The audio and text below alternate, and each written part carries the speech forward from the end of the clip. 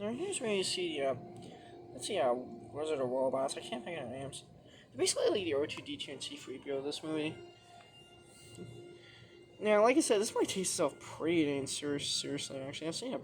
I actually first watched it when I first got Disney Plus. So this is like a movie I heard for years. It was like a really cool movie, but I just never saw it before until I got Disney Plus for the first time. So I was like, I want to check this movie out, see if it's like as everybody else says it is. I mean, this movie it's a cult sci-fi movie, so it's actually has a cult fan base.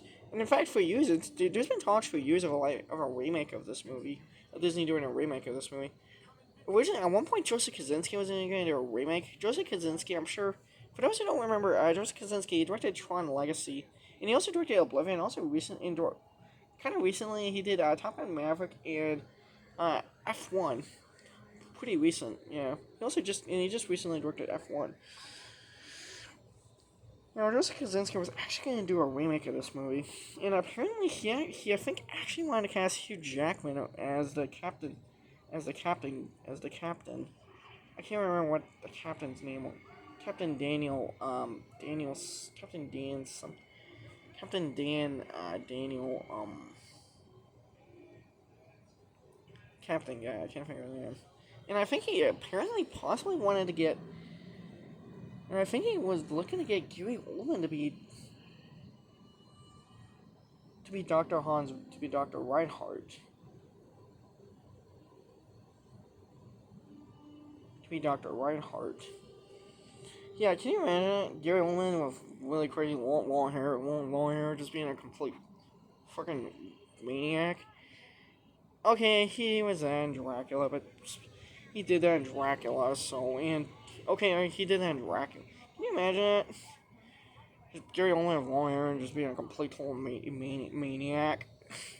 Okay, he did that in Dracula, but the 90s one with Keanu Reeves, but still. Anyhow. But, however, it got stuck in development hell for a year. It never got made. Because apparently Disney wasn't interested in it, I guess. You can't remember, it was like right when Disney was having a real flop period. Which is kind of the other experimental period, where they had expensive ones like Tron Legacy, which actually made Disney money. But then they had John Carter that flop, and that actually almost nearly bankrupted them. Heck, The Lone Ranger was like such a flop that it actually caused their then head of production, Rich Ross, to leave Disney. I think he actually got fired because Disney blamed him for greenlighting those movies, which I guess you kind of say he's kind of the poor guy, because I don't know if he actually was really responsible for. I mean, I think it's kind of Disney's fault because other Disney execs' fault because they spent like so much. Cause those movies they spent like well over $200 million. I mean, with Lone Ranger.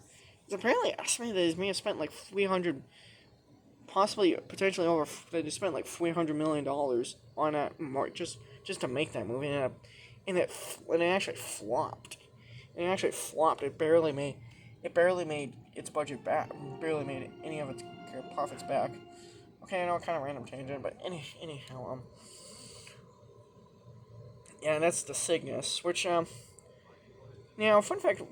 The person who did the production design for this movie is Peter Ellen Shaw. If the last name Ellen Shaw sounds familiar, he's actually the father of Harrison Ellen Shaw, who later worked on Superman 4, Tron, Superman 4, The Quest for Peace, and Dick Tracy. So,